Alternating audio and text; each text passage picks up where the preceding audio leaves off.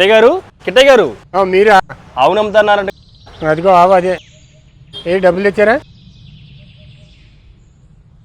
వెళ్ళి చూసుకోండి ఆవుని. సరే.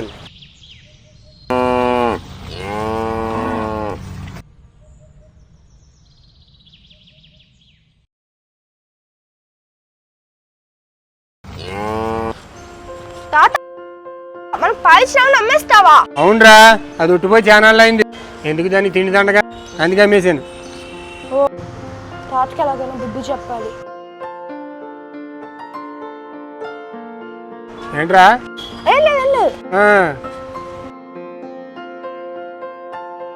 తన్విక్ గారు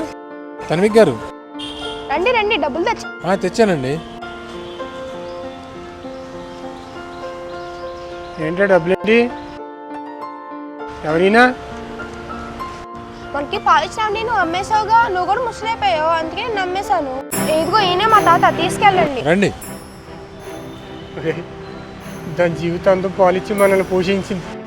అలాంటి అవును అమ్మేది తప్పారా? నన్ను క్షమించరా?